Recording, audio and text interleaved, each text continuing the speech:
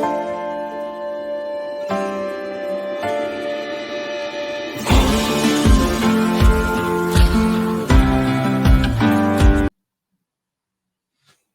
guys, welcome to the Sling Den, episode 4. I'm sorry I've been away for a while. Scheduling doesn't work sometimes, and ultimately these people that are coming on and giving up their free time to come on and chat with us. So, sometimes it works, sometimes it doesn't work. But I tell you what does work is my next guest. I'm super excited to have him on. We got lots to talk about. So yeah, here we go with our next guest. He is none other than YouTube's finest, Vandal. Hello, my friend. How are you doing? Hey, how's it going, man? Good. I'm so happy to have you on, man. How's your day? How you going? It's been good. It's about around 11 o'clock a.m. I've just finished my second cup of coffee, and so I'm wired, brother. Good. Because we got a lot to talk about. So yeah, that's good to know. Yeah, so if I break out some jumping jacks right in the middle, just keep on filming. We'll do. That'll be some entertainment for sure. Okay, so basically, unless you've had your head in the sand, not you, but the watchers and the listeners, Right. they should know who you are by now. Big character in the Slingshot community. But just in case they don't know, give everyone kind of a quick introduction to yourself. Who are you? All right. Well, like we said, Can Vandal. I'm out of the United States, North Carolina, to be more exact, and yeah, I'm a slingshot enthusiast, outdoorsman, and I really dig the community. I dig everything slingshots, and so yeah, that's pretty much who I am. Cool. So, how long ago did you start shooting? When was it you first kind of got into it? Well, at birth. No, seriously. Probably. I was just thinking about. That's one of the questions I was thinking about because I've been around slingshots most of my life. We've all started off with those, the Daisy wrist rockets, and as a kid, I've kind of always had one around. But if far as getting into it seriously, probably maybe about 3 or 4 years ago. That's when I really just dove in, got the bug, and the sickness just took hold of me. So I would say consistently about 3.5 years. And what do you think it was that kind of drew you to it? Because a lot of people have the same kind of response where they kind of had one back in the day, but they never really felt the need to kind of pick it up every day or kind of get really accurate with it. So what made you kind of, want to do it even more than you were doing before? Well, it was just that my only reference for a while was those Daisy wrist rockets that you can purchase at Walmart or just at a hardware store.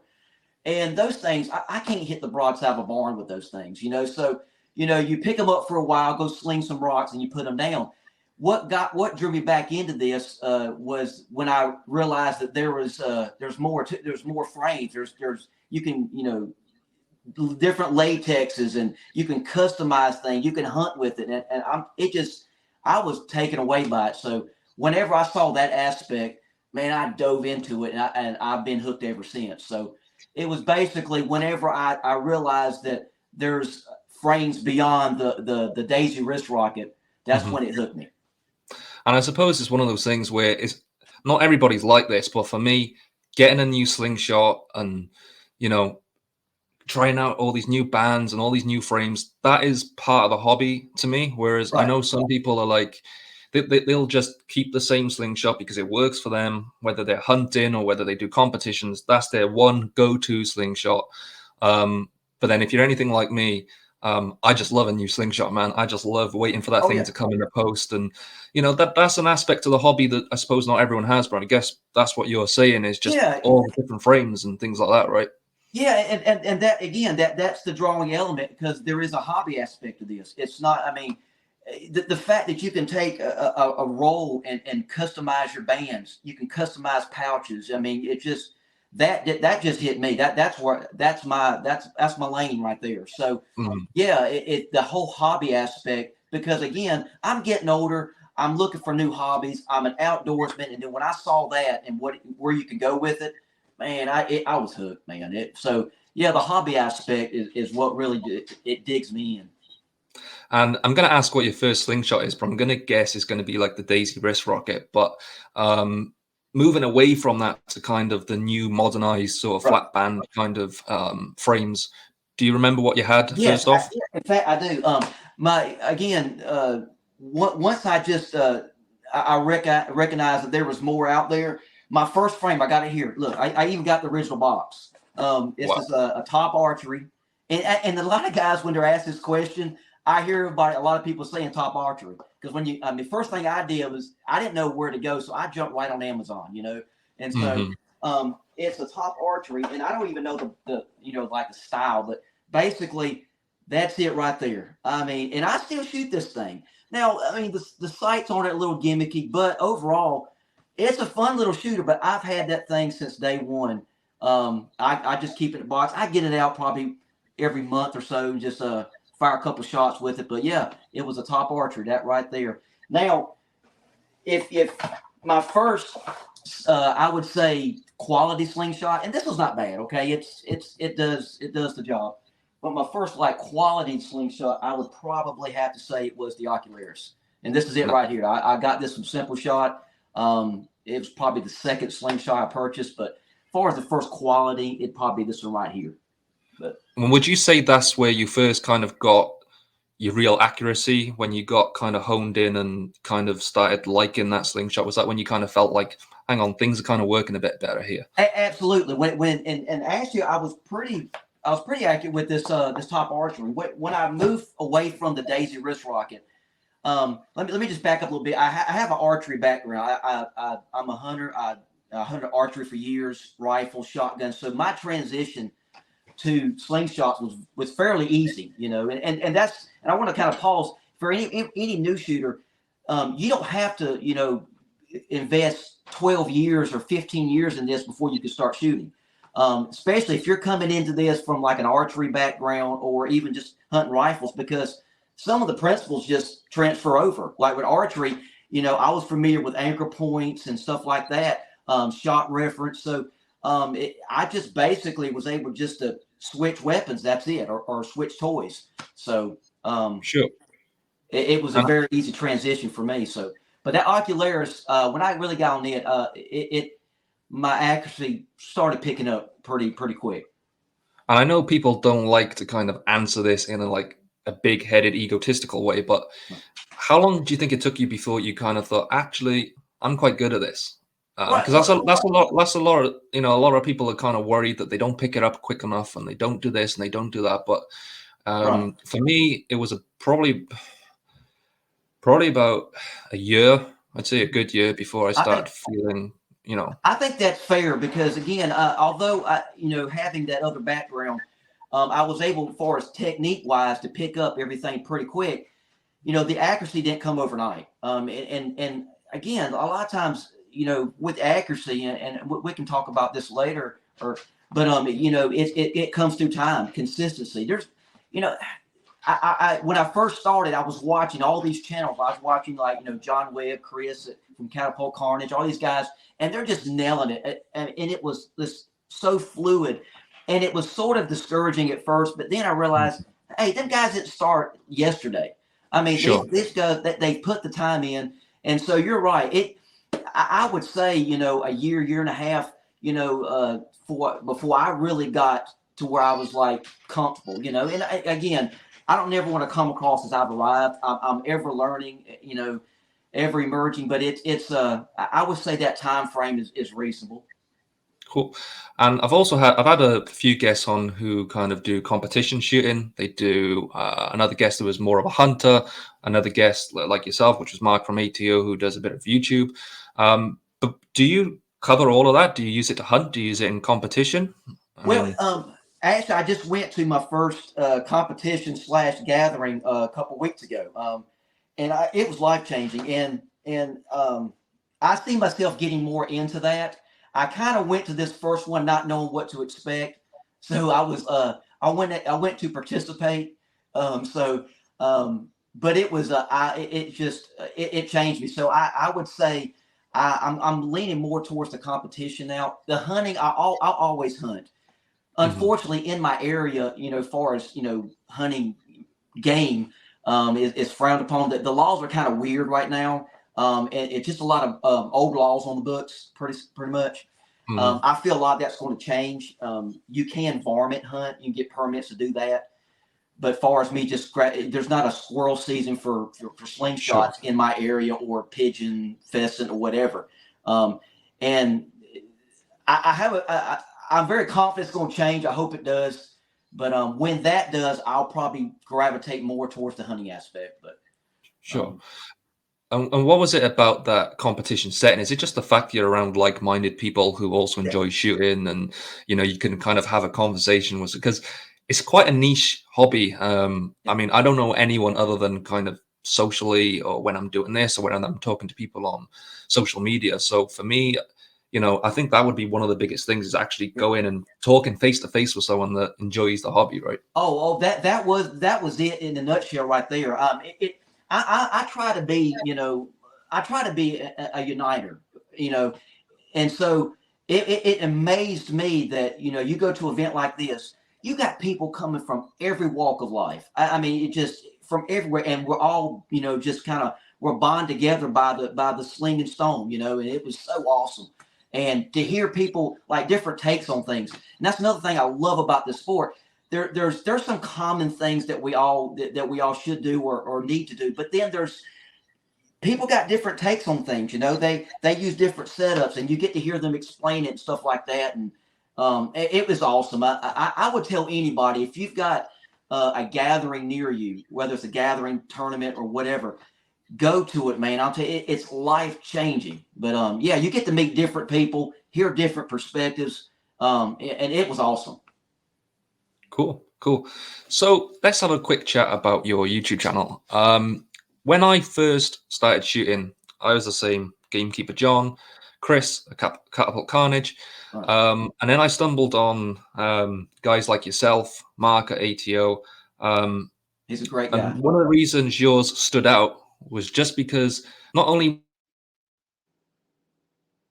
were you giving, and you're kind of teaching people different things and explaining the basics, which I think is very important. And I think it actually gets missed a lot of the time. Right. Like the video you did on tapers and things like that. There's not one out there. Right. So sure, people may know what a taper is, but they have to ask the question. But Right. you did a lot of informational videos, but it's also very entertaining. Right. What kind of made you start a YouTube channel? Have you done anything like that before, or? No, I actually haven't. I toyed with it for years. I was into bushcraft very heavily, and I still am. And I used to one of the channels I watched was NCQ Bushcraft, and I just I believe the guy's name is Mike. If that's wrong, just forgive me. But I ate it up. But one day he broke out a slingshot, and it just changed me from there. But uh, since then, I was going to basically make a channel, but it was going to be more on the bushcraft side, and I still want to do some of that in the future because that's just that's in here too.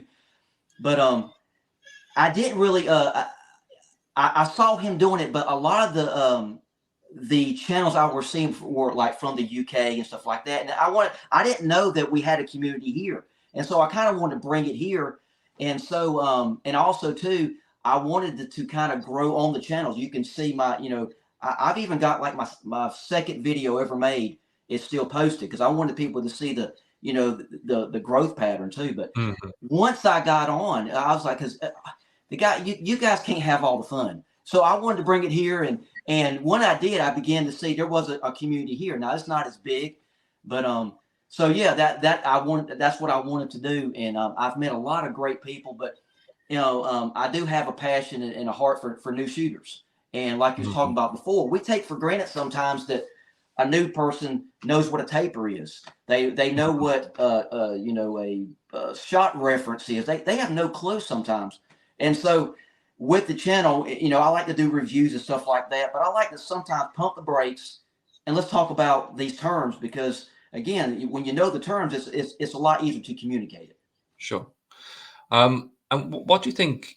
Why do you think your channel is so successful? I mean, I find it very entertaining as well as informal. Is that kind of what you set out to do? Is Yeah. not kind of stand there and just be very, very serious? Actually, have a bit of entertainment value to it, Right. as well as being, informationally correct. Is that Right. is that is that Well, that's it. I mean, in a nutshell, that was the aim. To get the information out there. and to present it in a way that people will watch it and enjoy it. I do like to bring a level of comedy. That's just what I do. And I don't really. I just kind of let it flow. A lot of times with the camera, and what happens. That's just me. I'm like that all the time, and so it's worked. And so I'm just going to keep that because there's I just want to bring a variety. You know what I'm saying? Because as far as channels in particular, you can kind of pick which kind. There's some guys that all they do is shoot, and it's great, and they've got an audience. And then there's some that are just informal, but I just try to encompass it all and try to make it as entertaining as possible. And so yeah, and it's worked for me. And do you find that you kind of sometimes struggle to come out with content and things to do? I mean, at the end of the day, we have got a frame and elastic and something to shoot. So there's not a whole lot there, but there's still every single video is like, oh my God, I need to see this. Things you wouldn't have thought about, right? But you're still bringing out this content. Where does that come from? Is it things that you come up with yourself, or is it the community that's kind of asking these questions and then you relay it on your channel? Or what is it? It's kind of both. I'm involved in a couple forums, and they have conversations, and you kind of I just kind of listen. I sit in the background and listen, and you start hearing things. And sometimes they're talking about stuff that I'm dealing with too. But I would say for the most part on my channel, a lot of stuff I'm talking about, I'm going through it. It's if I'm talking about accuracy and I'm doing a video on how to improve your accuracy, a lot of that stuff is not stuff I've just heard from somebody else, which that's fine. It's stuff that, okay, I've faced this dilemma, and this is how I overcome it. And what's cool though is a lot of times some of the same stuff I'm saying, other people are saying. So that makes me feel good. When I go here, like, I just watched a video recently with Chuck and Steele, great shooter, and he was going over some accuracy tips, and his bullet points were mine verbatim. Now he didn't copy me. It's just the same thing, People are gonna have the same issues, right? We're all doing the same thing. Some people may do some things better than others, and whatever else. But ultimately, we're all gonna have maybe accuracy problems, and there's gonna be an answer there. The more people we got covering certain things, people are gonna get the answer for what they're having problems with. Yeah, you're like coming at the elephant from a different angle. We're seeing it, but we're all looking at the elephant. So and that's the cool thing about slingshots, man. It's just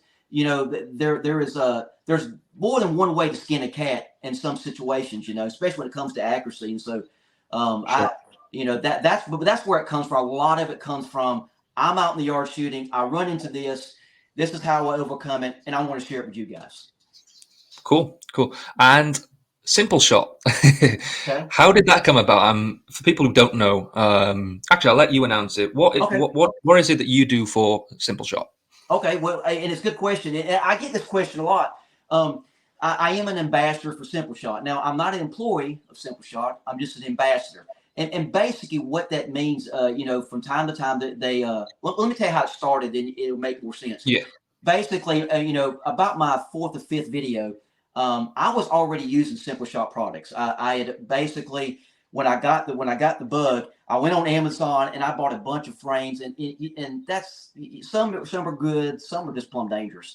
But I stumbled across Simpleshot, and that's when I bought that. I bought the Ocularis, and then I bought some other ones. Fell in love with them, man. It's just the quality was there, and this is what got me with Simpleshot. The education was there. You can just go to YouTube right now and just type in Simpleshot, and you'll have a plethora of videos with Nathan just showing you step by step on stuff that we're even talking about now.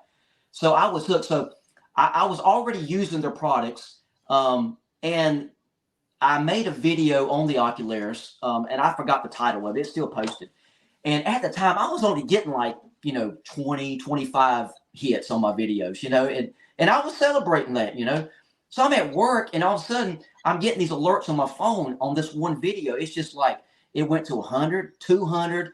I mean, it jumped to 1,000. And then the next thing, a couple of days, it was like a couple thousand videos. And I was like, what in the world is going on? I mean, views. I'm sorry.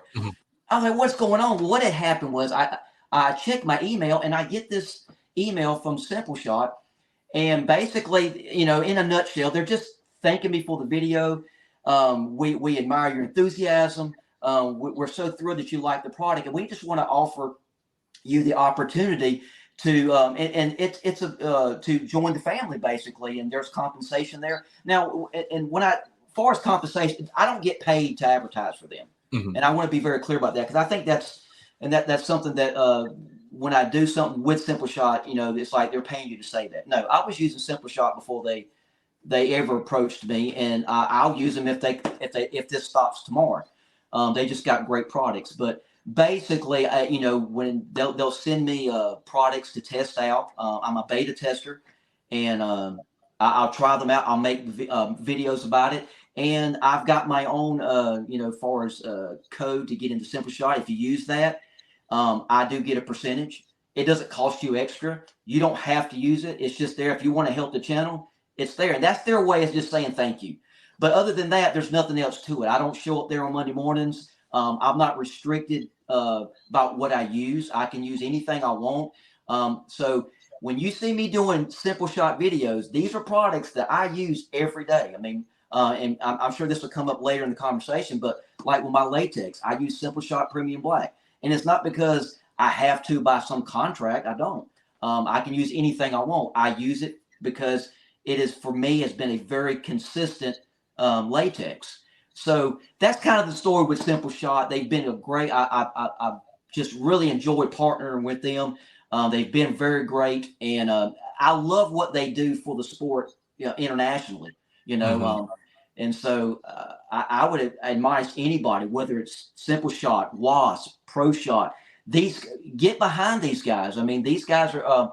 That's what's kind of puts us to the forefront. So, that's kind of how it happened.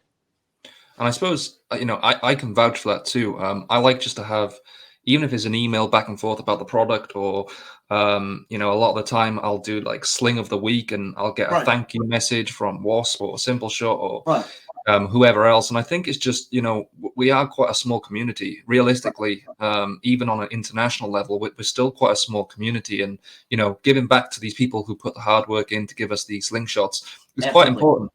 It's like you give them a platform, it's like, because again, it's a way of saying thank you. Also, too, when I started, I didn't know this stuff existed. And so, that's why I do a lot of reviews. It's not because I'm just trying to make money. That's not, that's not it. It's, I want this stuff. I want people to know this is what's out there, because I didn't have that when I first started. I had to dig this out. I wasted a lot of money on frames that were just, they're just trash, just to be honest, so I want to make sure that people know, hey, there's quality frames, there's quality companies that have been doing this for a while. There's custom makers. I review custom frames as well. So, because there's a lot of custom builders out there that I shout out all the time on the channel.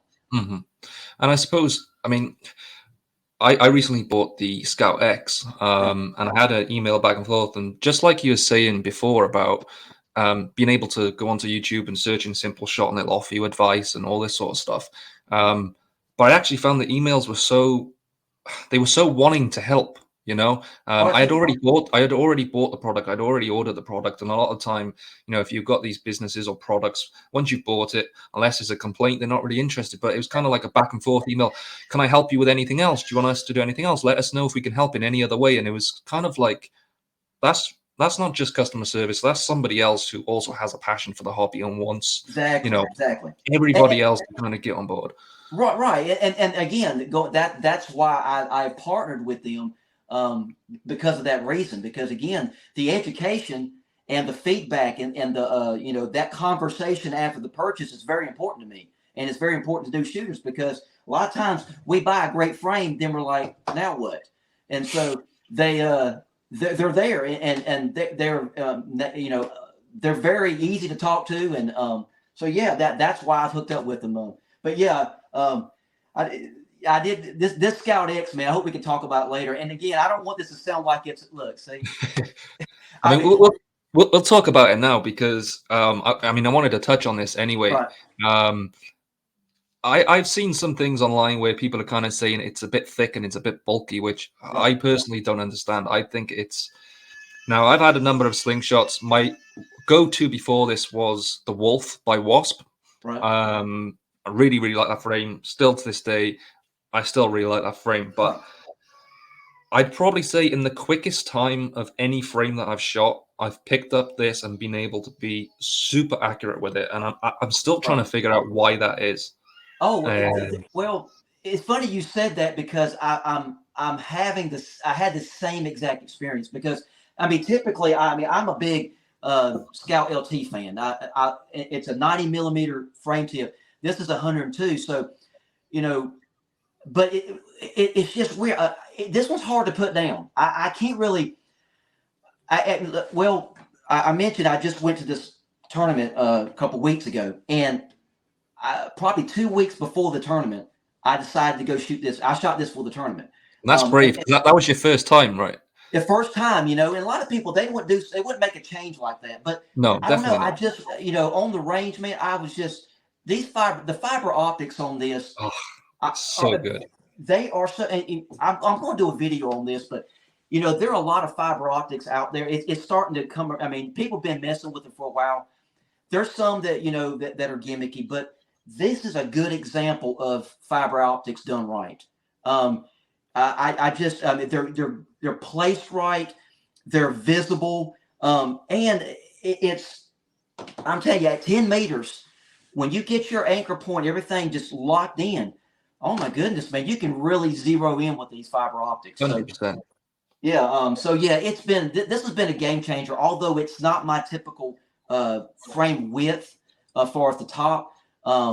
I've been, very accurate with it, very surprisingly. So yeah, it's sliding into one of my number ones.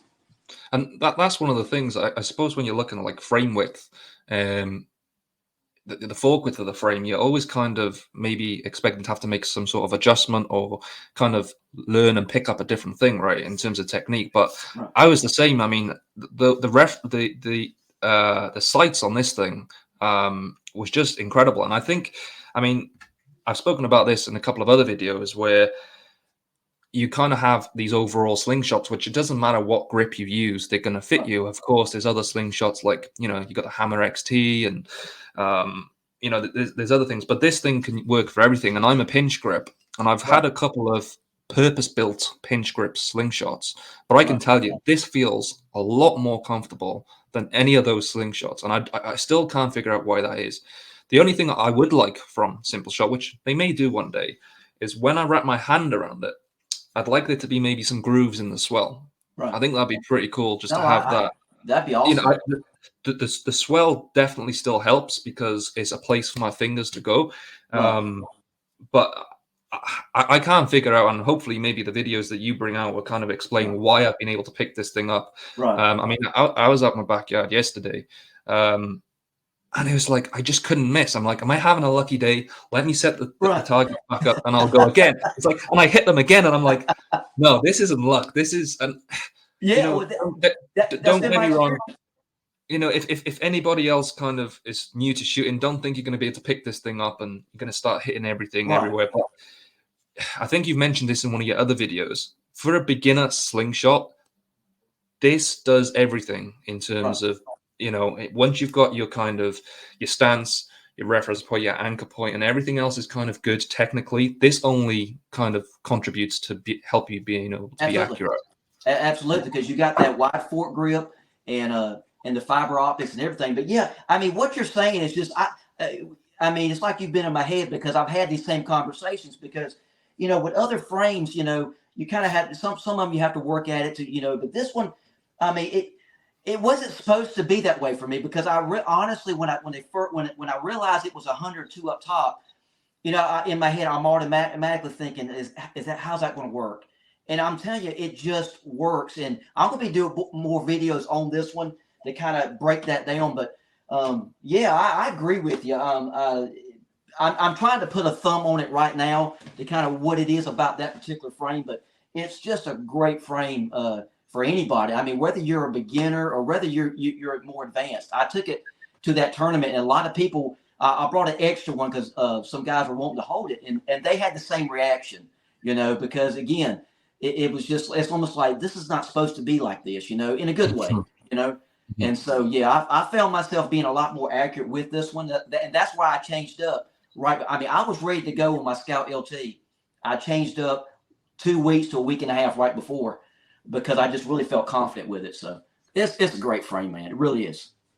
And have you kind of stuck to the same bands and the same ammo and everything else for a I long time? Is that something that you kind of done for a long Yeah. time?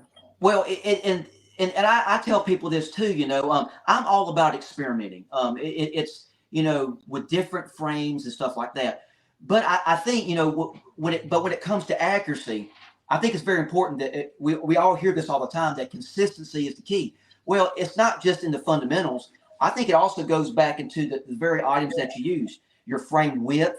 I typically shoot a 90 millimeter. My tapers, my band selection. I use Simpleshot Premium Black. I shoot a 12 to 20 taper, 0.5, and this is all in the reference of 10 meter shooting. And I use 5/16 ammo, and I use positional pouches. And what I've found out by doing something like that, by keeping all those things rather consistent, my frame becomes everything's very predictable. I know how it's going to react because I'm constantly trying to shoot the same things.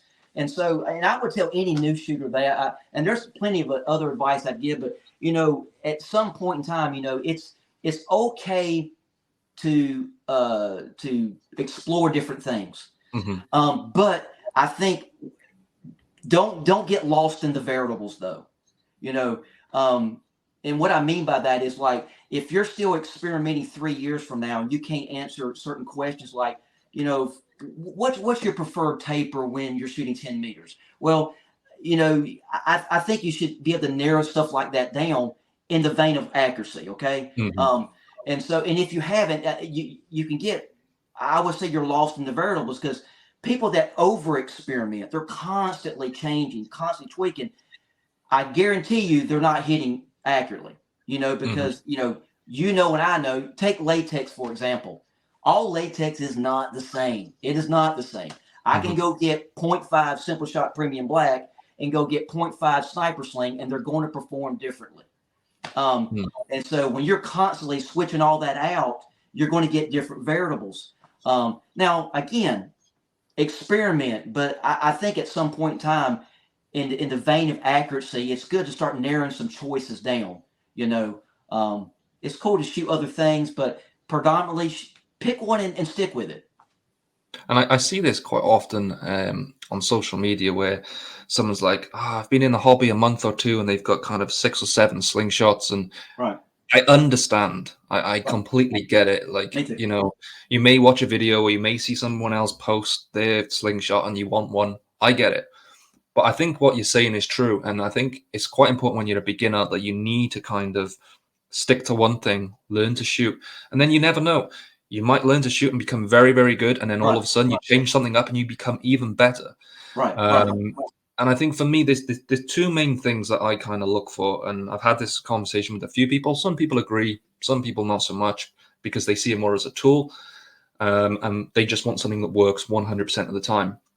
But for me, the two main things is one, of course, accuracy. You need a setup, you need a frame that's going to be beneficial to you being able to be accurate. Right. But the second thing is comfortability. Right. Now, Absolutely. that's not just when we're talking about grips and things like that, but that's the band, how much kind of pressure you've got on the band, and different things like that. So I think you have to be comfortable with a frame. Would you agree with that, or are you more Oh, towards the end of I just want to be super, super accurate?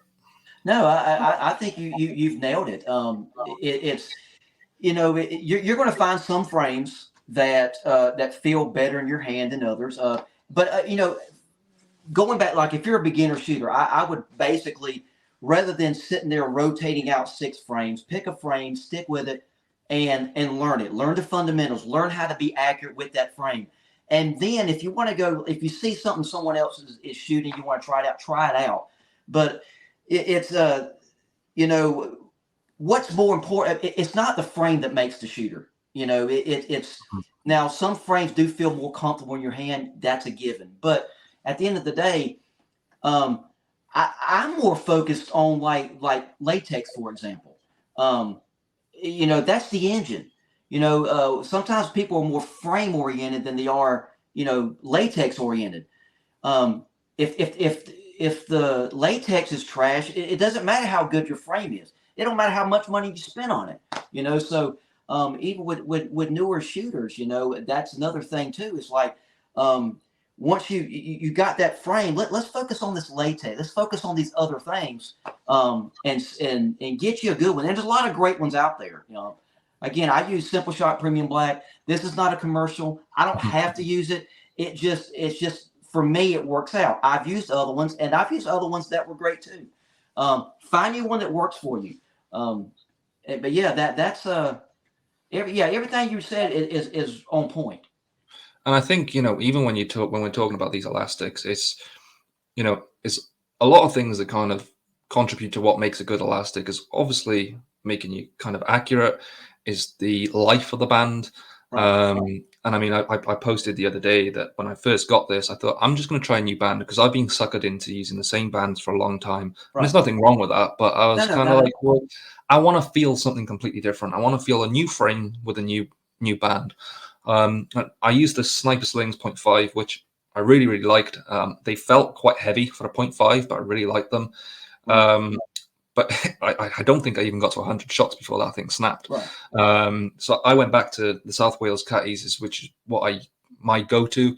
And I think that's, just as you're saying there, is finding something that works and getting accurate with that. Right. I've not actually used the Simpleshot Premium Blacks, Yeah. and what are they 0.5s? Well, you can get, they've got anywhere from 0.4 all the way to 1 mil. So they've got a variety of thicknesses. But what you're saying is true, because I think the biggest misconception with latex is everybody's just looking for speed. And speed's important, Hmm. but what good is speed? Like you say, if you're only getting 100 shots, 50 shots. I had this stuff when I first started, and I won't say the name of it. I don't want to trash anybody's. I don't want to trash anything, but there was this real popular green latex that was really popular when I first started. And so I bought a roll. It was super fast, but I didn't get to 50 to 75, maybe 100 shots out of it, because it had it was fast, but it was very inconsistent, and the cross sectional thickness was just all over the place. It was breaking in weird areas and stuff like that, because with a tapered band, typically when it does break, it's going to break at its weakest point, which is towards the pouch if you're using a Hmm. tapered band. Well, this is breaking like in the middle and stuff like that, which when a band breaks in the middle like that, outside there being a nick or something like that, it probably has some quality control issues like Sure. cross-sectional thickness. It's just thinner and thicker in different areas. So I went to Simpleshot Premium Black not because it's the fastest. It's not, but I've seen a lot of speed tests. It's usually going to be in your top 5. I've seen several, and Simpleshot Premium Black always makes that. What sells me to it, and there's other ones too, that can fit the bill, is it just overall across the line. It's good with cold weather. It's great, great consistency. It's very predictable. I know, basically, I can get a couple hundred shots out of it easy. And when it does break, it's breaking out the pouch. When that happens, that's where it typically is going to break anyway. So, that's with latex. I think that's something, and especially for new shooters, that you need to you keep in mind. A good latex checks off more boxes than just speed. Hmm. And so how does it do in cold weather? Like, especially if, like, we have cold weather. I have 4 seasons here. I mean, 4 distinct seasons. So, and I like to shoot in the cold. So that's another reason I got Simpleshot Premium Black, because with the temperatures we have here, although they can get cold, it works well. Yeah, you have to look at more than just speed sometimes. And this is kind of a technical question I'm going to throw at you because it's something that I've been pondering for a while. Now, for example, I've used a 0.5 and I've used a 0.6, and the 0.5 has been, it's a faster band, so of course it's going to be harder to kind of draw back. Um, would you say would you say you'd be able to kind of amend your the length of those bands because of the power on the bands, not necessarily the width, because that's usually what happens, right? The thicker the bands, the more power you're going to get. But sometimes that's not always the case. Do you think that you can kind of change your setup and where you're cutting these bands to kind of make up for that kind of stretch You that you're having? can. You can. Well, basically, with latex in general, thinner latex will give you more retraction, and retraction gives you more speed. It's not resistance. Resistance has little, if anything, to do with speed, but everything to do with retraction. So your thinner latex is going to retract quicker and give you more speed. So, and so, but if you're using like 0.6 and it's real difficult, you can, probably, let's say you're shooting a 12 to 20 taper, go to a 10 to 18, using the same thicknesses. You can kind of get the same results as you would in the 5 using the 6 by just narrowing your tapers. Sometimes that works, but yeah, that and that's another thing too. We'll probably talk about some advice we'd give to new shooters as far as accuracy later. But that's one of the things that I'm real big on is like, is when you're shooting, whether it's especially target shooting, let's just say in the vein of target shooting, you have to hit the target. You ain't got to shoot through it. So your setup, you want your setup to be to where your resistance is the light as possible, because the heavier it is, after about 10 shots, you're going to get movement, and it's going to be your fingers are going to start sliding in front of your ammo because you're trying to crank it back, and you're going to have speed bumps, and it's just going to go to pot after that. You want to have a setup to where you got good light resistance, but you have enough to shoot as flat as possible and hit your target. And that's where, when we talk about experimenting, that's the kind of experimentation you need to be doing. And you can accomplish that with 0.5 or 0.6. It doesn't matter. You gotta play with them tapers a little bit. But overall, it's not about resistance. It's about retraction. And I suppose it's about finding that sweet spot as well, because Exactly. of course, when you're kind of drawing back, you want it to kind of stop almost where your anchor point is, because Right. if you've still got a lot of kind of resistance there, your shot's going to drop because Right. it's not going to, it's not going to fire. Like you said, it's the retraction. It's not going to come back and it's not going to fire. Right. And that's what happened. And what you're describing is another reason why I say, especially with latex, find you a latex and stick with it. Not to say if one comes out, you want to try it out, that's fine. But latexes they act differently. If you were to take, again, you take Simpleshot Premium Black, or let's just say Caddyshack, you cut them the same taper, same thickness, the variables are the same. You might get to your anchor point with one and still have some room because it just has more stretch to it.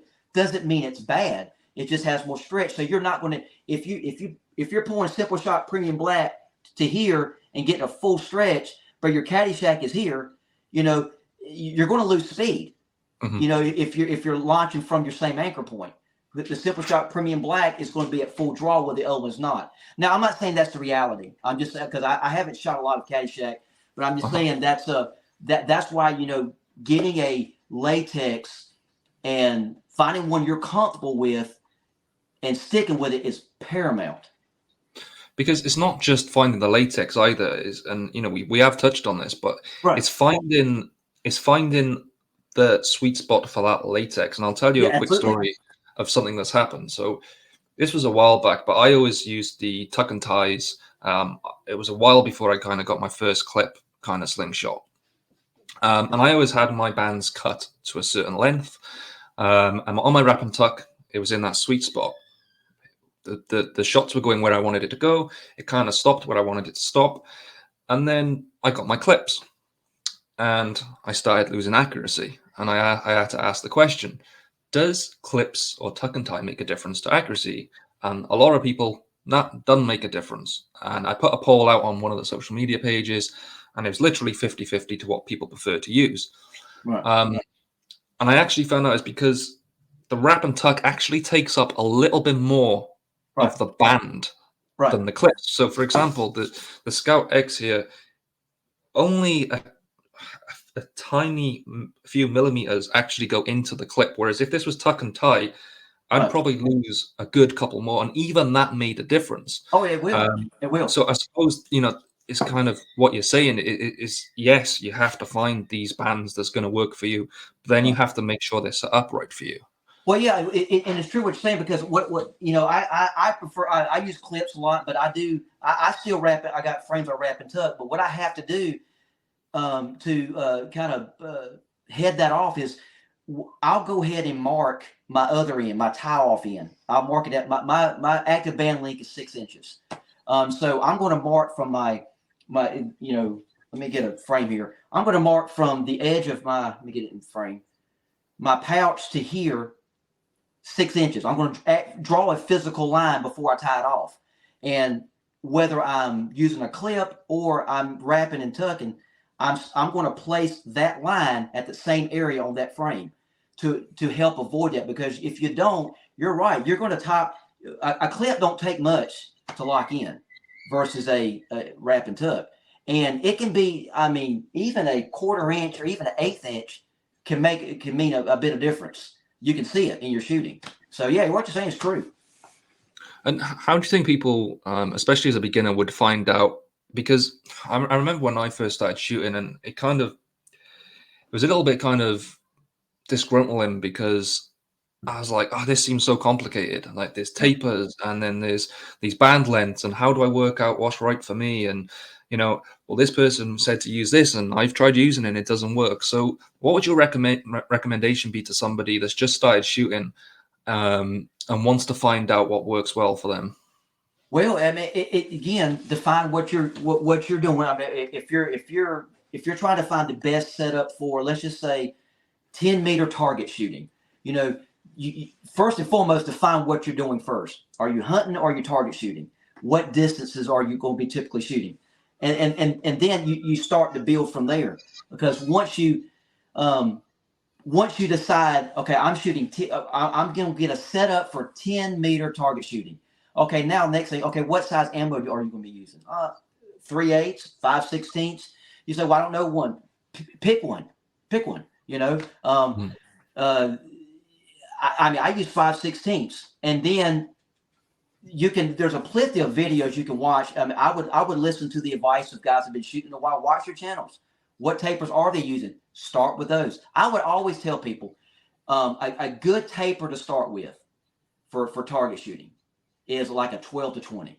No matter if it's 0.6 or 0.5, start there, because you're either going to go up from there or down from there, and shoot it. If you're getting hand slaps or it's not hitting the target, or it's not getting to the target, you can make some adjustments to your taper by then. But that's probably, I would tell anybody, start with a 12 to 20. It's probably one of the best in the middle tapers that you can have, and see what it'll do for you. And that's the actual taper that I use, and I've not changed it. Well, me neither, and so that's what I tell, and most people don't, once they get that, there's most of them don't adjust. It's probably the best all around taper you can find for shooting 10-meter target shooting. And let's quickly talk bad habits. Do you remember any sort of bad habits that you had? I mean, in a way, when you first start shooting, everything's a bad habit, right? Yeah. Because you're not accurate. So therefore, there's some things that you're doing. But when we talk about habit, it's something that you're kind of consistently doing that you need to kind of rectify. Do you remember anything like that? Oh, yeah. I had a bunch of bad habits. I had a bad habit of cussing when I missed.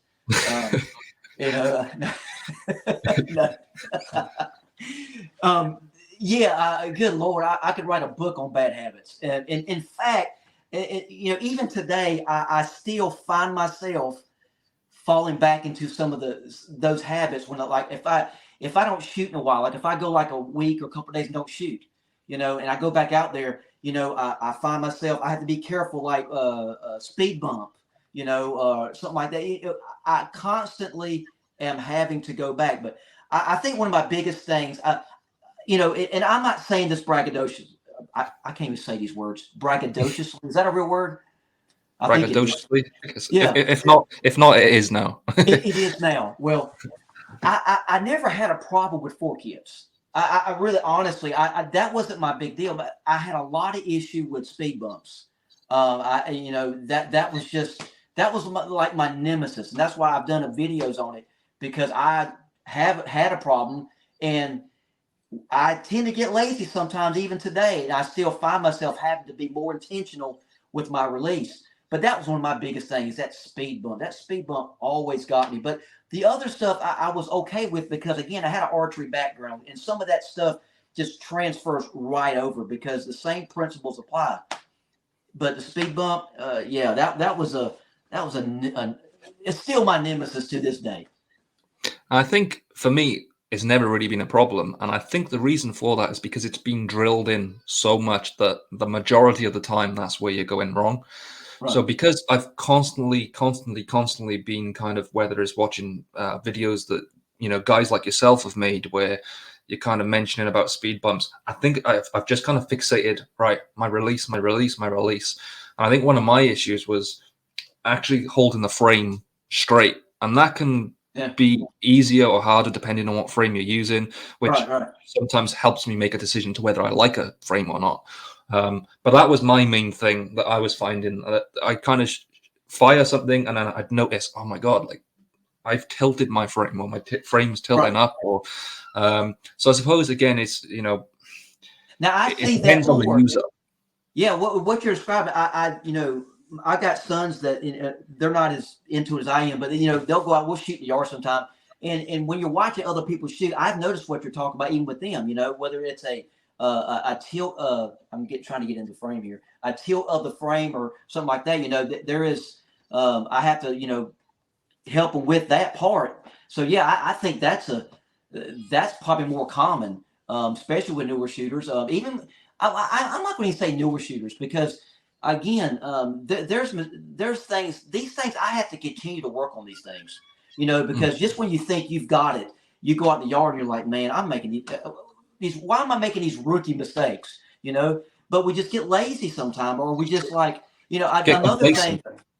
Yeah, I mean, there's I've just when you were talking, there's another thing I had to correct. Oh, is your anchor point? Moving your anchor point. Just moving from, like, I used to put my thumb right in the corner of my mouth, but I was shooting a couple of weeks ago, and I was just not. I wasn't hitting the broadside of a barn, and I just happened to stop, and I had moved my anchor point up to my cheek. It was only about a quarter inch, but it made a big difference in the trajectory. So that's another thing too. It's just establishing that anchor point and keeping it there. So yeah, I'm constantly going back on these things. So but yeah, that stuff I battled then, I still wrestle with now. I suppose it's similar to kind of like driving. Sometimes I kind of drive to work, which usually takes me around half an hour to 40 minutes, and I'll kind of get to work and I can't even remember the drive because I'm listening to a podcast or I'm thinking somewhere else. And it's kind of like shooting. Once you get used to shooting, it's kind of like, oh yeah. And like you said, things start to drop. Your elbow starts to drop, or your anchor point is kind of elsewhere. Right. And just touching on kind of anchor points, I think that's another thing that's quite important. And I'm going to get you to give the listeners your top 3 tips for new shooters in a second, but an anchor point is subjective. It has to be your anchor point. And a lot of people have said this kind of corner of the mouth thing. I know Mark at ATO likes the kind of jawbone. And for me, I had to try a few different ones. And mine is my nose. I put my thumbnail under my right nostril, and that works for me. But, I guess it's, again, as well as the equipment, it's the technique. You have to play around with the technique and find out what works.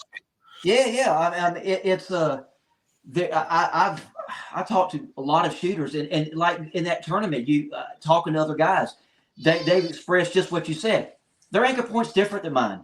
The key is find that place and stick with it. You mentioned Mark with ATO. He's just I've watched his channel from day one. He's just a great guy, but he is full of knowledge. But and I love to watch him shoot because he has got it down pat for us. He's going to bring that thing back to the same place every time. And that's the key. It's like bickering about which one's better. There's nothing to that. find whether it's here. If that's what works and you're putting it on in your eye, use that. I mean, but it's finding that anchor point that works for your setup and sticking with it. Mm-hmm. And I think, it's also, when we're talking about the anchor point, is being able to release, and we were talking about speed bumps and things like that. You can have it anyway, as long as kind of your knuckles down and you're releasing straight. It doesn't really matter. So it's just about, and it could be to do with anything. It could be with how short you are, how tall you are, the length of your. It could be a number of different things that kind of affects your shot. So we kind of have to make up for that. But anyway, Mr. Can Vandal, let's get your top 3 tips. So I'm a brand new shooter. I've never shot before. Can you give me 3 tips that's going to get me accurate as quick as possible? All right. This is what I would say. And we've already touched on some of this. Number 1, I would say go lighter. Again, it's not about resistance. It's about retraction. Find the lightest setup that you can get it down range and do what you intend to do. Go lighter. Because I mean, I can. A lot of things happen. When you've got it, just you got too much going on here. There's a lot of things that can go wrong. And so yeah, go lighter is I would always say that. Rapid release. When you're pulled back, don't hold back too long. Get it, let go of it. The more you hold back, the more opportunity there is for movement.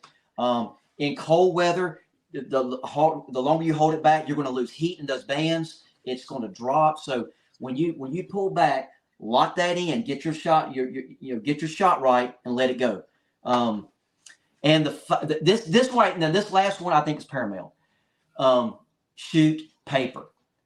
I cannot tell you how even today, once a month or sometimes twice a month, I'll go get a paper plate, draw a circle in the middle of it, and just shoot at it. And a paper target is going to tell it's going to tell the tale. If you want it, because a lot of times when you're not shooting a paper target and you're just all over the place, you don't know where did I shoot it low? Did I shoot it 6 inches to the right or left? And so you're missing, but you don't know how to correct it. Paper target is going to show you, okay, I'm shooting all. I just did one recently. I did a video on it. It was embarrassing. God, I still posted it though. I shot this thing and all my shots were high. The grouping was okay, but then I had some high flyers.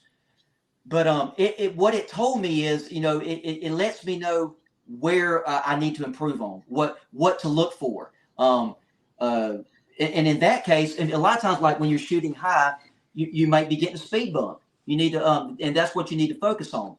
What I was able to do by shooting paper, I checked that out, and my speed bump was fine. I wasn't getting speed bump, but what had happened was I'd cut some bands the night before, and I put the new bands on that frame. And I knew when I was shooting the video, when I pulled it back, I always try to have a pretty relaxed pullback, but this was really relaxed. And kind of find out it was an inch longer than my. It was I cut it 7 inches instead of 6 inches. And so what was happening is it was rainbowing in. And so it was all my shots were hitting high. But I never would have known that if I went shot at paper. Shoot at paper. It will tell you exactly what you need to be doing or some things you need to change up in your shooting. And I know it's not the most exciting thing because everyone wants to be hitting cans or flippers or you get a more that feeling you get of hitting a can or hitting a flipper or a coin or whatever you're trying to hit is always a better feeling than hitting paper because it's not reacting. The shot isn't reacting. You're just hitting something. There's no thrills to it. Yeah, but again, it's your fact finder. That is your fact finder. Exactly. I'm going to borrow that on my next video. Fact finder. I'll tell. I said, little Benji taught me this one. But yeah, that's the truth though, and it's very important, especially if you're going to hunt, because shooting a can, you even like a regular pop can, you can, whether you hit it at the top or the bottom doesn't matter. You're knocking the can off. But when you're hunting, you need to be more precise because you need to respect the game, and we want to like a headshot. So that's where paper targets really come in, because now you gotta hone that in. You can get away with this with a can, but with a squirrel, you need to be shooting like this. And so that's where paper targets come in. If you're a hunter or want to get in the hunting, paper targets especially, that will help you tremendously in what you need to work on. Yeah, it's super necessary that like you said, you need to respect the game and you need to be that accurate. I'll tell you another thing that I kind of recently found that helped me with my shooting is, as much as a paper kind of, and this is for anyone that kind of wants to shoot a cannon, also kind of get that practice in as well. Shooting paper is great, but unless you kind of move around and walk around, that paper's always going to be still. So it's always going to be the same. So the thing that I've done, I found it's quite a steep hill. And what I've done, I got a can and I set that down maybe 5 meters. And every single time I shot it, it was kind of dropping down a little bit. And I suppose with hunting, I think that's kind of the same sort of thing. If you've got a squirrel, it's not going to kind of sit there and let you shoot it. And you're not frantically going to be trying to shoot. Yeah. What I've done, yeah, and what you're saying is spot on. What I've done for that, because you're right, I've not met a squirrel yet that will pose at 10 meters and wait for you. I haven't found that one yet. What I've done, like in my yard, I've got in my side yard, it's wooded. So what I've done is I've set up targets at different, just random distances, random heights, and I shoot those as well, because it gives you that squirrel. He's not, again, he's going to come in at, you're going to take a 20-meter shot sometimes. Sometimes you're going to take a 10-meter shot. You got to know how to adjust. So yeah, shooting targets at random distances is paramount. And just quickly, has my camera stopped on your end? Yeah, I hear you, but yeah, you're frozen and you got this kung fu grip. And it's kind of like Dragon Ball Z kind of thing going on, right? If you're looking for a poster, this is the one right here. Yeah, that's it. Right, let's see how I can sort this out. I'm not sure why that's happened. Let me just check the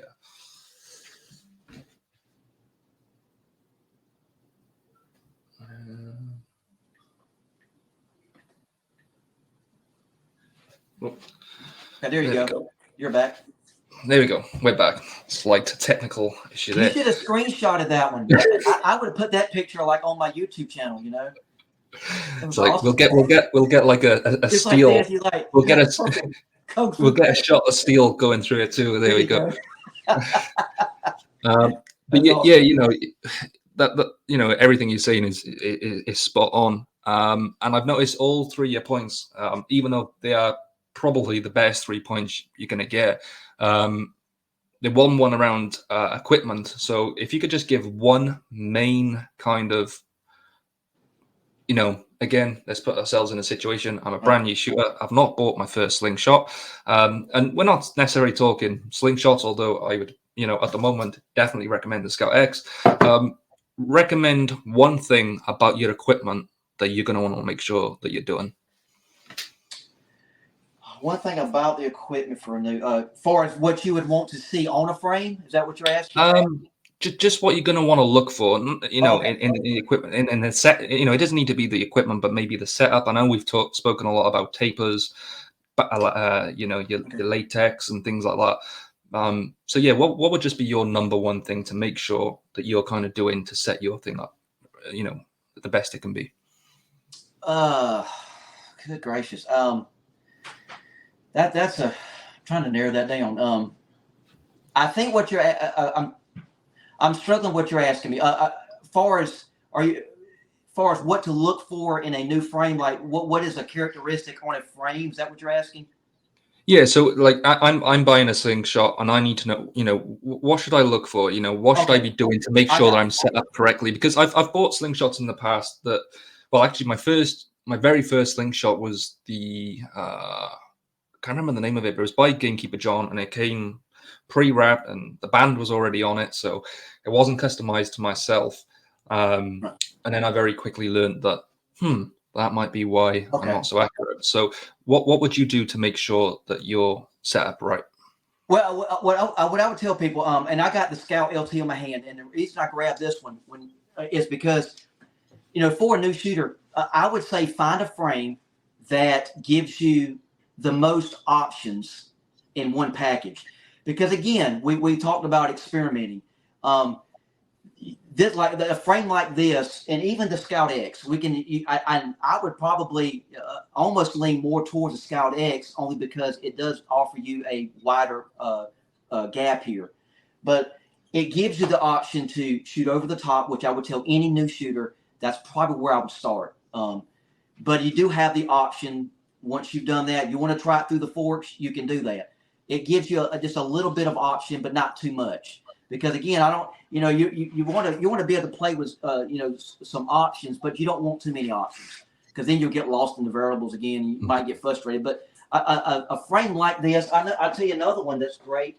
The Enzo. The Enzo gives you over the top through the forks. It's got a decent width. And it just gives you a little more options. So if you're a new shooter, look for a frame that has universal frame tips. And then once you say, well, I want to be an over-top shooter, fine. From moving forward, get frames that are dedicated OTT. So yeah, I would say, one of the big thing is a universal fork tip. I would definitely advise that for a new shooter. It gives you some options. And that's what I would say. And again, I would probably, if you're looking for a particular frame, it'd be the Scout LT, the Enzo, or maybe even the X, something like that. I'll tell you, let me show you this one too. I was just thinking about this the other day. When it comes to new shooters, and this is sort of on topic what you're talking about, but it might get a little off. But new shooters, if you want to, when I'm talking to someone who's never shot before, and try this, hand them a slingshot and just continue your conversation and watch how they hold it. A lot of times, I don't care what frame you give them, I've yet to see someone who's never shot a slingshot before grab that frame and just go right into a gangster grip. They've never done that. Most of the time, I don't care what it is, they're going to grab it like this, like a hammer. Mm-hmm. So what another thing, as far as new shooters, this is just me. I oftentimes recommend something like this, a hammer style slingshot. This is the hammer, but it can be a hammer style slingshot only because it gives you a grip that you're already comfortable with. And so that's one thing they're not wrestling with while they're learning the fundamentals. You can't, like this one right here, you can't grab this wrong. I call this the Glock of slingshots because it forces your hand into a perfect position. You can't grab it wrong. But a lot of times they're going to grab it that way anyway. That way you don't have to worry about teaching them how to do a pinch grip or, anything like that. They're just hammer grip. Then you can go to the next step. So a lot of times too, I'll recommend a hammer grip to a new shooter. So yeah, that's kind of what I do when it comes to new shooters. Perfect. That's some very good tips there we got.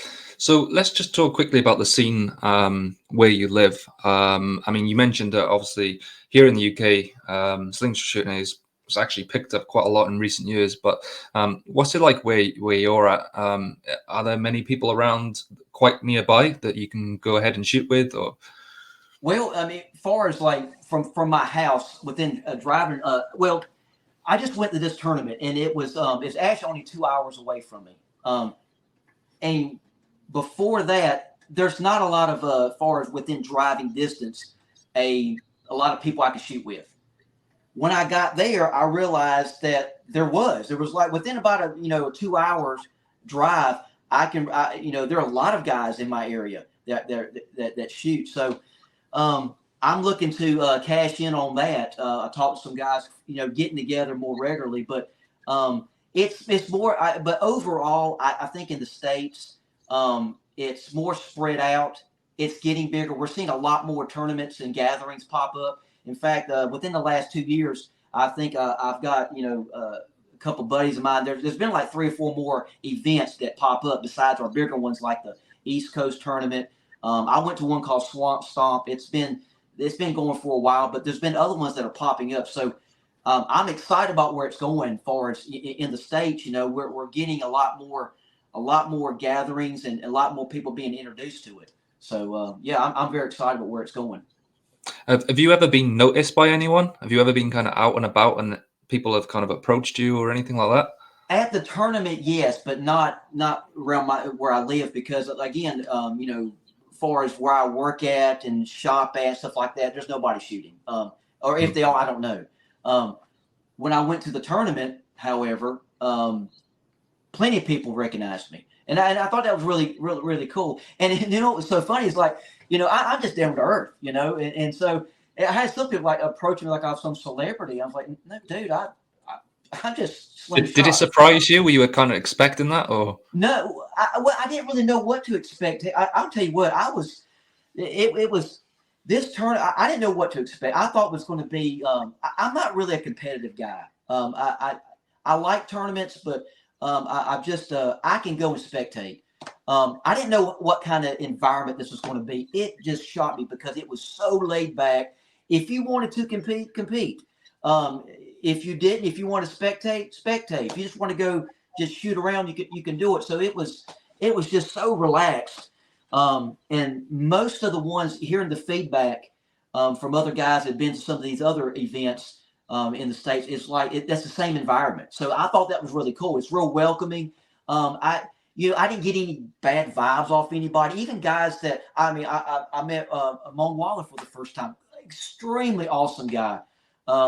And so approachable. I mean, within 5 minutes, he offered me a beer. I mean, so that's the kind of people you run into. Very approachable, just so talented. So yeah, I can't, the amount of talent. You think you go to a place like that thinking you're going to do okay. You get there and you got guys that are shooting from the hip. It's just unreal at some of the talent out there. So, but yeah, it's I'm really excited about where it's going in the States as well as internationally. Yeah, I was going to say, even kind of socially, I never really see any kind of toxicity. No, I don't. There's never, if there's a new shooter and they say something that we know the answer to, is very, very obvious to us. No one's jumping down their throat and throwing shots at them, and it's all very encouraging. And even guys like yourself, the other guests I've had on, have all been as nice can be. I've spoken to Wayne from Catty Shack, just genuinely like a very, very nice, knowledgeable guy.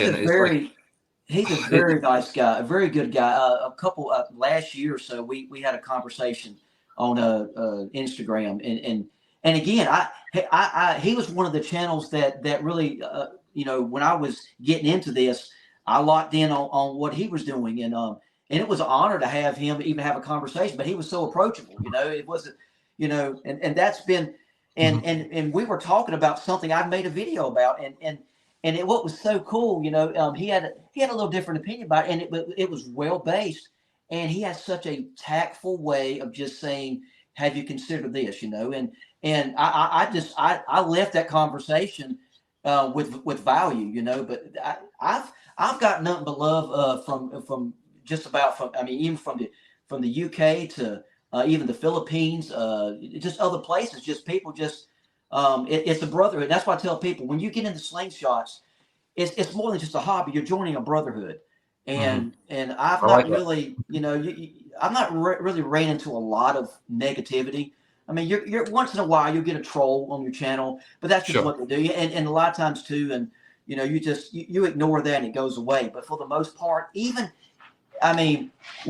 my very first video I ever made, I ended up taking it down, but I was shooting some a slingshot I got from off Amazon, and it has some Ocularis plugs. And I'm sitting there doing this video on it, not knowing jack about anything, and my plugs ran backwards. But even though they weren't, I had guys come in the comment, but they were very cordial and letting me know that, hey, you might want to switch those around, and they explained why. And I thought that was pretty cool, So overall, the community abroad is very accepting. I talked to the guys. I'm in the Sheffield group. I wish I could go shoot with these guys. Just a good group of guys on Instagram, Facebook groups. I'm excited about it. And it's everywhere. It's not just like we're talking about one component of the community here. We mentioned earlier about these guys at Simpleshot and Simon at Wasp. These guys, content creators like yourself, giving you time to kind of do this today, and the messages that both you and I have had from Wayne were just as nice as can be. People are taking time out. I had a guy messaged me earlier today, actually. Shout out, I believe his name's Ian Jones, so I'm apologizing if it's not right, but I think his name's Ian Jones. But he just come out and, he's like, oh, I'm supporting the channel. I like what you're doing. He goes to competition shoots, and he kind of sent me all these pictures and just giving me all this kind of advice. And you don't really get that with any other things. No one just kind of wants to help and wants to kind of, like I said, when you're buying a Slingshot, it's like they want to help you. You've already bought the product. They can just quite easily shut the door on you and go, I've got your money. Great. But that's not the case. Everyone wants to help. Everyone's kind of chipping in to make it, grow. And, this is one of the questions I asked Mark from ATO, and he had a really good answer. But, how do you think we can grow as a community? Because I think it definitely can, especially with all the equipment that we've got and all the different styles and all the great content that you're putting out. And, how do we as a community help the community grow? Well, a couple things. One, I would say definitely continue in the spirit of what we're talking about. When we're the way we conduct ourselves with each other, with a spirit of helpfulness and brotherhood. Continue that. Also, support local gatherings. We know if there's one that's near you, go support it. That's and a lot of times when I say support it, they don't stick their hand out. I mean, this last one. I mean, it didn't even cost anything. I gave money anyway. I'm saying, but go support it. Go there, and bring somebody with you. Another thing I like to do personally. I will go. I like to introduce brand new people to Slingshots. I buy like with Simpleshot. A lot of times, what I do is I'll purchase. I'll take that money right there and I'll purchase frames. And I'll run across somebody. I said, look, man, this is an awesome hobby to get into, and we'll talk about it. And I'll put a frame in their hand. And a lot of times that and I'm talking about like a $20 Sparrow, something like this right here. It's an awesome frame. It's $20, but you'd be surprised at how many people I've hooked into this sport and this hobby with that frame right there. So it's and another thing too. Let me say this too. Also, we got to be careful as a community, far as especially when it comes to hunting and stuff like that. We need, there are a lot of people that are not as excited about slingshot hunting as we are. And especially in our area, I don't know how it is where you're at, but here, there's laws on the books that prohibit it for reasons, and so with that in mind, make sure what you're doing is ethical. Make sure, especially if you're posting, I'm just not. I haven't seen this a lot, but if you're out, I don't shoot anything I don't eat. And also too, I don't guess when it comes to shooting game. If I know I've not got a great chance of hitting that, I'm not taking that shot. Be ethical. Be careful, especially if you're making media. There are people out there that just are looking for any reason to discredit slingshot hunting, especially. So yeah, especially in the States, I have to be very careful. That's why I'm going to be getting into some slingshot hunting later on. In the neighboring states, they allow it. But even then, in the filming of it, I want to make sure that you do a disservice to the community when you do things unethical, And so, just kind of keep that in mind. And I haven't seen a lot, so I don't want to, this is not an epidemic, okay? But I'm just saying that's another thing too in building a community. Remember, you're reflecting the whole community. Sure. Whether you like it or not. When you like right now, me and you, we're representing. We're talking about the slingshot community globally right now. People that watch this, we're representing that. And so I don't want to do anything in my conduct, in my habits to misrepresent that. Mm-hmm.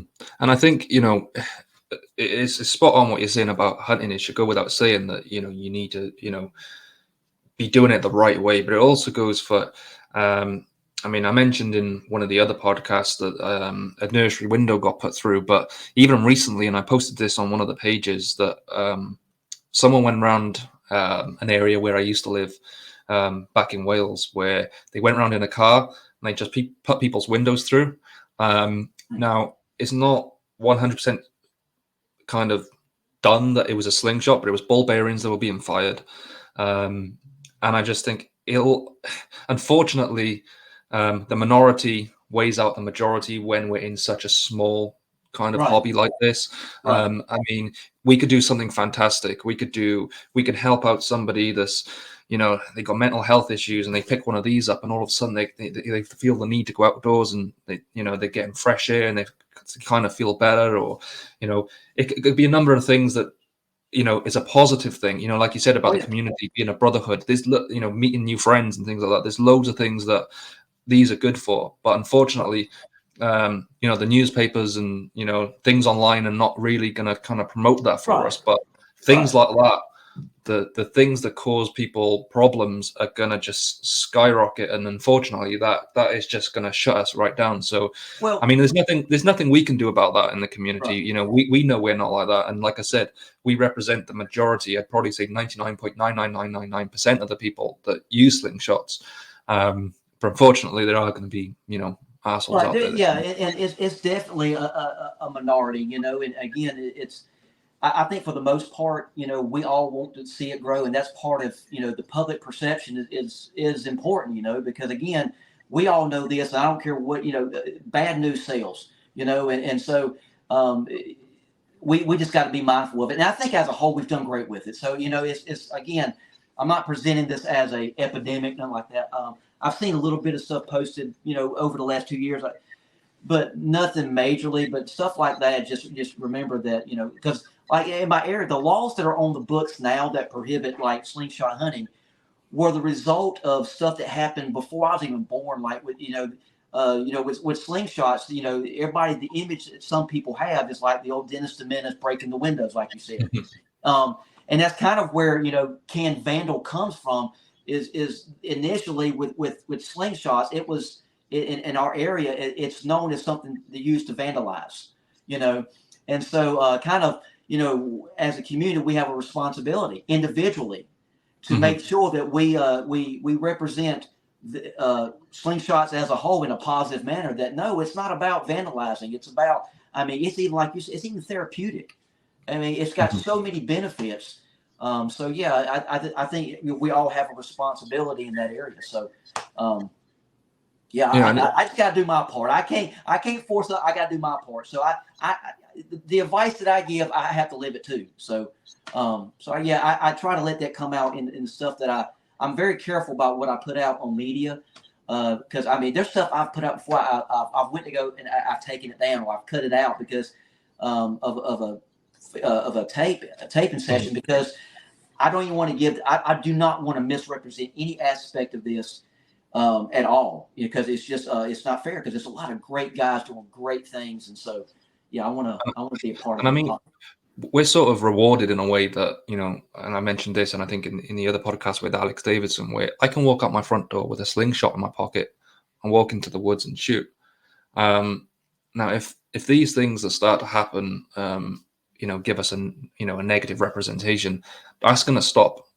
Just like I don't know what the laws are over there, but things like your air rifles and things like that over here, you have to kind of be on your own land, or you have to have permission to be on a certain land. And when it comes to hunting and stuff, we still have to have that here in the UK.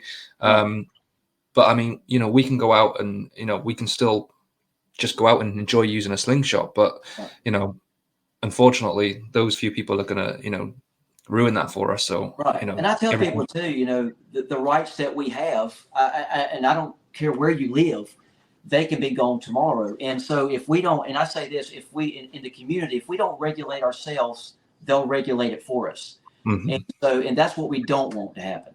We don't want that. We don't want regulation coming from out there on this thing we all love. So we have to kind of regulate it. And I'm not saying formula. I'm saying we have to personally, take responsibility and regulate ourselves. Regulate even within our community. Just things that we do and don't do, in the vein of preserving the sport. And especially as it's growing, right? Because more and more people are going to get involved, people from different walks of life and, different mentalities and things like that. But, and I think it definitely helps that, as we mentioned earlier, everyone comes together, everyone's on the same page, and everybody's the right kind of got the right kind of vibes going for the hobby. So hopefully we're safe because of that reason. There's not this toxic kind of area where, you might have a couple of fallouts. Everyone's kind of sticking together, and we all want the same thing. So hopefully, Absolutely. as we continue to grow, we continue to be respectful and do the right thing by the hobby. Absolutely. Right. So we're just going to finish up. I've got a couple of fan questions. Some of them I can't tell if they're jokes or not, but Bring I'll it ask on. them Let's do anyway. it. Let's do it. Right. Okay. So a couple of them are quite serious, but I'll just go through them quickly. So All right. the first one is from our friend Mark at ATO, actually. That's He my has boy. 2 questions. So the first one, he'd like to know where you get your awesome editing skills from and what program you use. Okay. What's funny about that is I get asked more questions about the editing and production part than I do slingshots. And I love answering it. And It's because it's really good. To be fair, it is. Some of the things you do are hilarious. The mispronunciations and the rewinds and things like that. It's superb. They're spot on. The timing I is was so good. So I understand why Mark's asking this question. yeah I was even thinking that before this interview because uh, you speak very very very clearly, very precise, and I'm just all over the place. I've got this deep Southern accent. But and it comes out through my videos. But as far as editing, listen, I'm simple. I'm not really tech savvy. Um, I do everything. I started off with the iPhone 7, um, and now today I everything is done off an iPhone. I use an iPhone 14. That's what we're recording right now on. It's an Same here. iPhone, Exactly and, the same. and I got a little mic I plug in the side of it, and I got a stand. And I use a $19 a year editing program called InShot. Um, and InShot, I get nothing for saying this, but it is for a guy like me who's really didn't know anything about editing or anything. It has been the most user friendly system I've worked with. And again, um, I didn't come into this with any type of multimedia background, so it's just a testament to InShot. It's an easy program, but look, keep it simple. Uh, Everything's done with an iPhone. I film with it, I edit, and I upload all through an iPhone with a mic and a stand, and a $19 InShot subscription a year. And let InShot me tell you also that too. that is a fantastic price for a program like that, Oh, because these days, especially with social media on the rise, things are getting very, very expensive. So that is a oh very good yeah, price. and here's the thing too. A lot of what I've got a brother-in-law. He's got a channel as well, and he pays a little more for his editing program that he has on his PC. And the InShot, the $19 a year, they update it all the time. It's again, it's user friendly, and the music. Here's another thing which snags a lot of people with YouTube is the music. Music is very sensitive. You've got to make sure that I don't care. And if someone says that you can use a 5 seconds of a song, they won't flag you. That's not it. Sometimes they won't. Over it, they will. I went in the beginning. That's one of the first things I got flagged on. InShot gives you a library of safe music. It's safe. All you got to do is in your description you copy and paste it. This is who sings it. That's it. It's that simple. So you've got everything you need right there for $19 a year. Can't beat it. Perfect. The other question Mark has is, do you have one shot that stands out in particular? So this could be like a difficult or a special shot in particular that you remember well, that you kind I of will always remember. Yeah, I do. Uh, I've got one on film, and I shot this can like it, like 88 feet or like that, which is not that's been done. I was in my yard one day. I was in the front yard. I have a fenced-in backyard, and I had set up some cans on the back post for that shot that I filmed, the 88 feet shot. Um, and so I'm in my front yard. Now, the width of my backyard, I have to explain this. It's about set. I have to do this in feet because that's just the way I think. It was probably about 70 feet from the back to the front end. Now I'm in my yard another about 60 feet. And so I'm in my front yard with my family. I was playing. They go in the house, and I left a can way back there. I mean, it was like 120, 130 feet away. I mean, I can barely make it out. It's probably further than that, but we'll just go with about 120, 130 feet. In my mind, I'm like, I've got the audience. I'm having a Larry Bird moment. I'm going to call the shot. Everybody's watching in my head. I pull one out, I fire it, and I rainbow this thing. I'm telling you, I rainbow this thing so much. I'm surprised there wasn't a leprechaun at the other end of it. I mean, I shot one shot, and that thing rainbowed, hit that can. No one there to see it. Film wasn't rolling. So the only person who saw it was God Almighty. But it happened. But yeah, it's one of those shots. I called it and everything, but no one celebrated. But in my head, the crowd went crazy. But that's about the only like really ridiculous shots and the only thing that made it ridiculous was the fact that I called it. But now, can I repeat that? I don't know. It was just a luck shot. But I just remember I rainbowed this thing and nailed it. But it's always the way. It's when nobody's watching and you're not recording. That's when you get your best shots. Listen, I'm the best marksman when the camera's not rolling.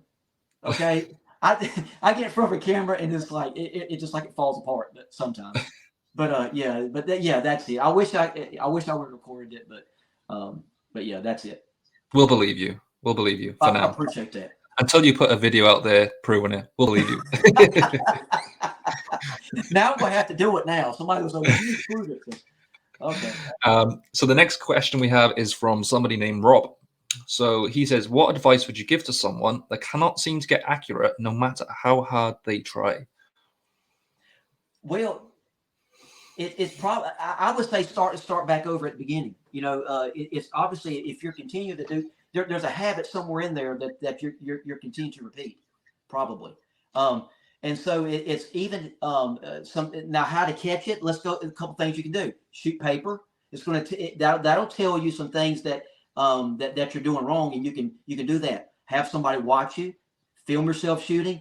But I would say I'm going back to paper. If you're just all over the place, shoot some paper and see where you're shooting at, and then you can start because again until then something's. I think you know something's wrong. We just don't know where to start.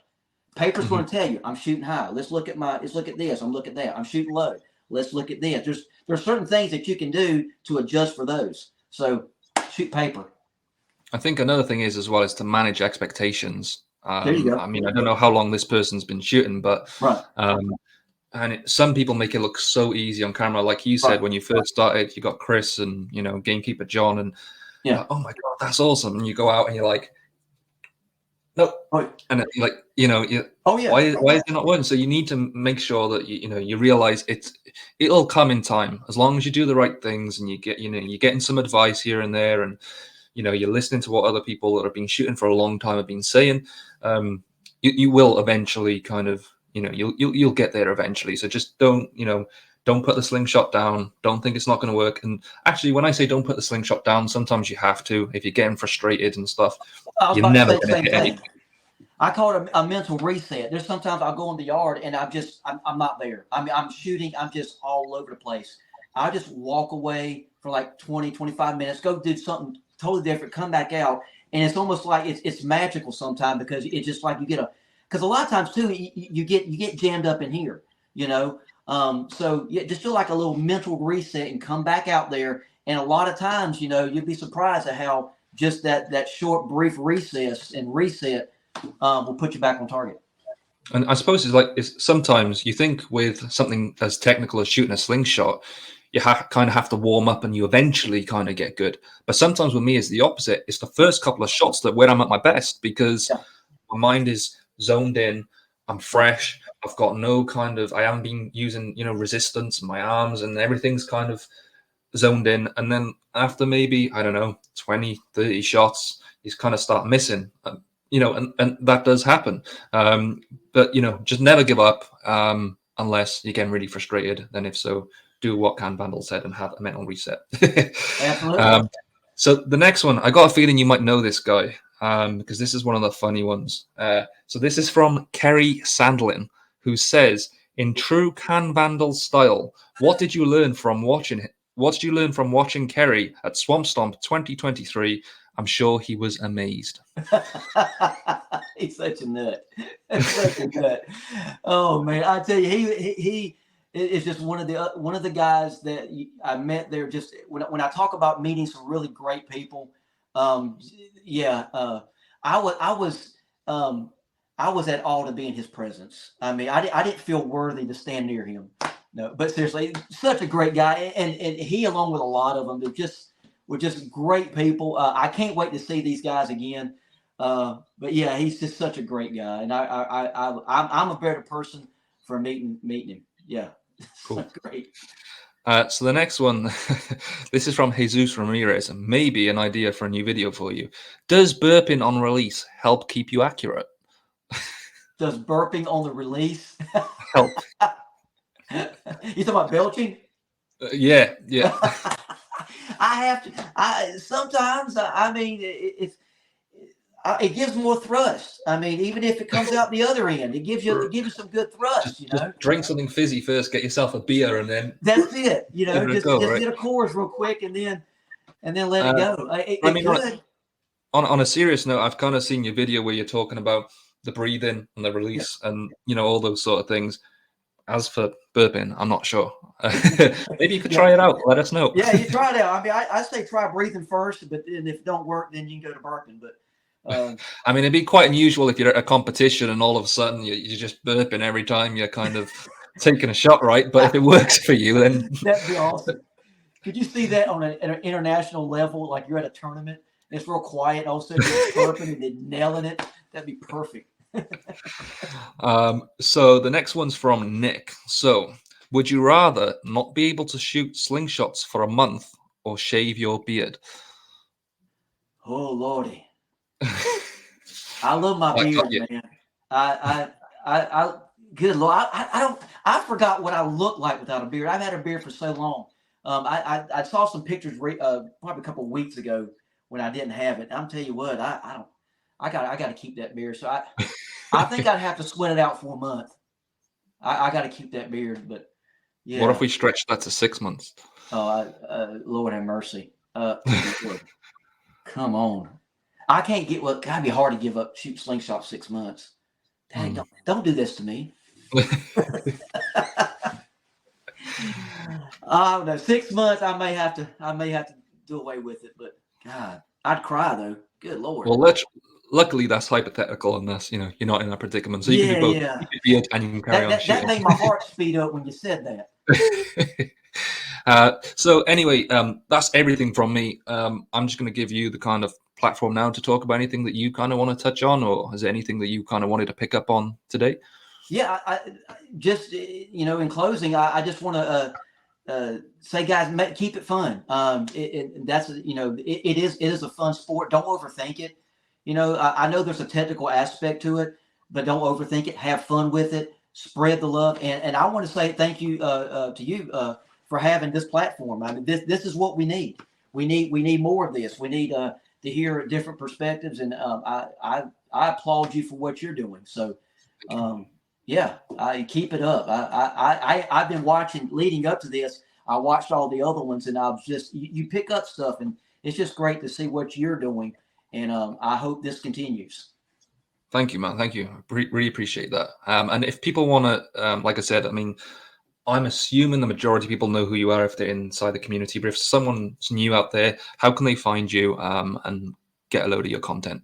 You can find me on YouTube. You can just type in Ken Vandal. I'm the only one on the earth. And same thing. I'm also on Facebook. Same thing. You type in Ken Vandal.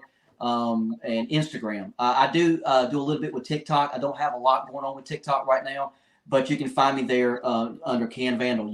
Once you put it in, I guarantee it'll pop up. But those are the 4 major platforms, and I encourage you. And I want to say this too. I love talking to people. I cannot tell you how many hours I spend. I try to answer every comment. I get a lot of people on Messenger talking to me, Instagram talking to me. I love that, and I don't care who you are. I don't care where you're from. If you want to have a conversation, hit me up on Messenger, hit me up on any of those platforms, and I'll be more than happy to have a conversation with you. Awesome. And actually, I do have one more question. This one's from me. What is a tater? A tater? I don't know, man. It's just some things you just pick up in life, and I mean, I love it. I think it's great, but I'm like, maybe it's an American thing. Maybe I don't know. It's just a me thing, I call everybody tater, and my kids are tater tots. you know. So, Awesome. but yeah, I enjoy that. But that's been Perfect. great. I've enjoyed all this.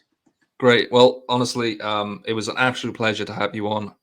Everyone I've had on so far has been so good, but like I said, I just want to kind of help a community grow, get people like yourself who are, extremely knowledgeable, entertaining, and ultimately bring in a positive attitude to the community. So again, thank you for your time. You didn't have to do this. I'm giving nothing to anyone that comes and gives their time to It was do my an pleasure. episode. I really, really appreciate it. So thank you very much. All right. Thank you. Oh, Pleasure. talk soon. Thank Later, you. Tater. Bye, bye, Tater.